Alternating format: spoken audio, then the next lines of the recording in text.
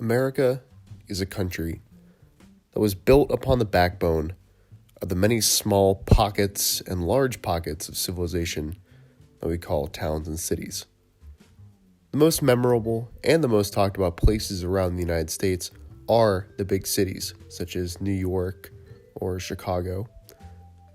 With all the focus attributed to them, people sometimes forget about the smaller, quieter towns and surrounding areas of a city. It's within these small towns that some of the most interesting stories are waiting to be told, and recognition is deserved. Some small towns have played a major role in the history of our country, but haven't been given the time of day for anyone to learn about them.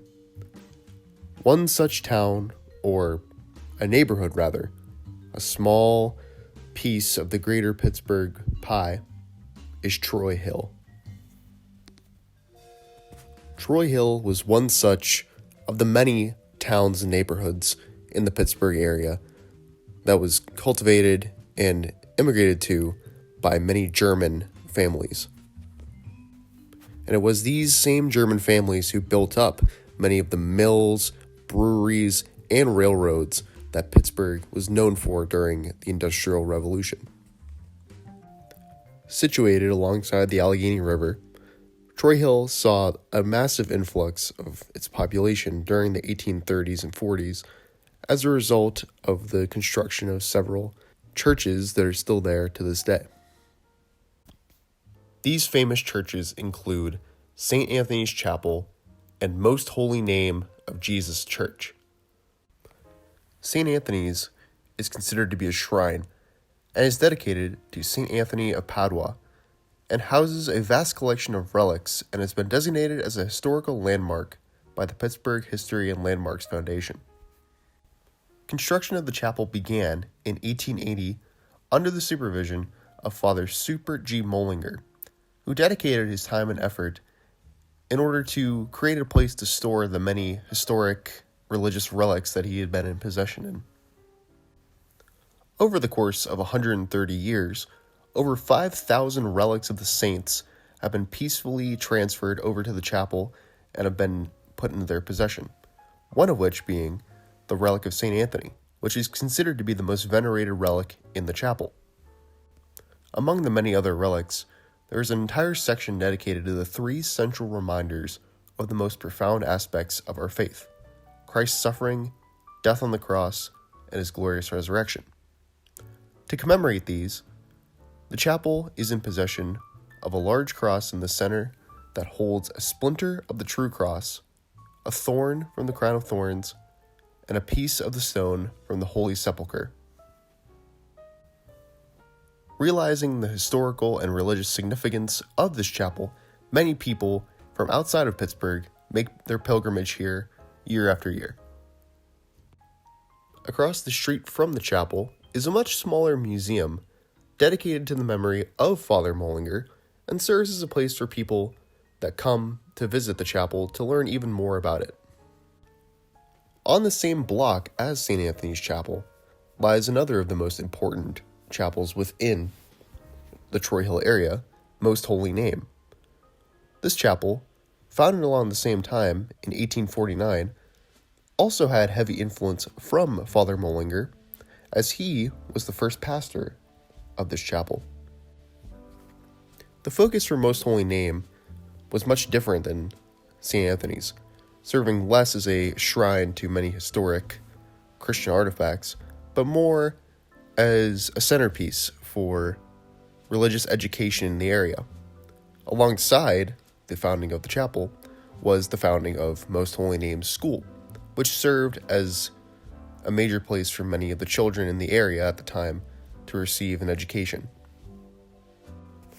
Most Holy Name has its own rectory that is almost equally as famous as the Museum of St. Anthony's Chapel, located right across the street from Most Holy Name. Alongside its dedication to religion, one of the many facets of German culture that made its way into Troy Hill is that of brewing. With one of the largest German populations in Pittsburgh at the time, it's no surprise that many of the city's oldest and most important breweries were founded on Troy Hill. It was in the year 1870 when two families, the Eberhards and the Obers, became among the owners of the earliest breweries at the base of Troy Hill and along the Spring Garden Valley. John Ober and William Eberhard formed a partnership that would ultimately cultivate the future of brewing in the city of Pittsburgh. As time progressed on, the Eberhard and Ober Brewing Company eventually turned into what is now today the Penn Brewing Company, located at the base of Troy Hill.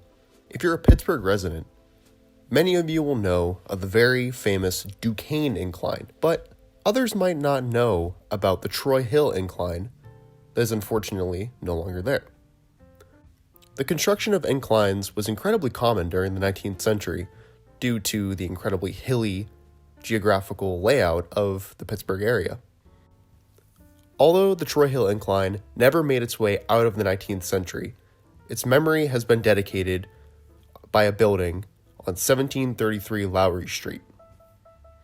The rich history of Troy Hill is something I've always been passionate about and something that's always interested me. Because while I myself might not be from there, this is the location where my family has its roots. Because this is where my Croatian grandparents immigrated to. The humble beginnings of European immigrants is something that ultimately reflects my love and admiration for the character of small-town America and the neighborhoods located within them. It appears as though I'm not the only one who holds this sentimentality.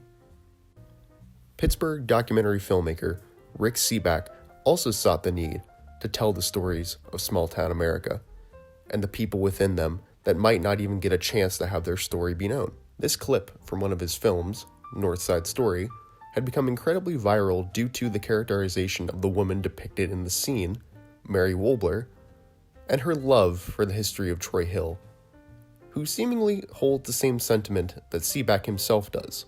Her whole life up here, born and raised on Troy Hill. She remembers when people spoke German up here, and she's happy to point out lots of local landmarks. My mother got the franchise for this gas station. Mary said we had to see the view, but we told her we were running short on time, so she started running. This is the Deutscher Unterstützenbund.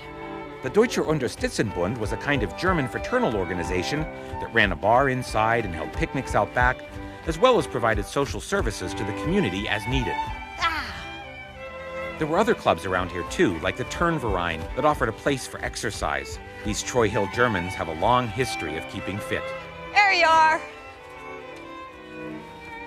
Was I right? That is beautiful. Isn't that beautiful? Ah. Now do you know why I want to live here?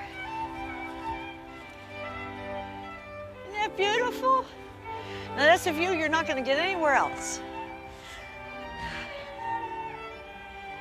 God, I love it. It's the contagious wonderment and awe shown by Wolber in the scene that I think accurately reflects my own feelings about small-town America. While it may seem like it's just a place you have to drive through or pass through, or maybe never even acknowledge at all, it's a place full of rich history, interesting characters, and a deep sense of community with people who adamantly want to see this community flourish and grow into the future.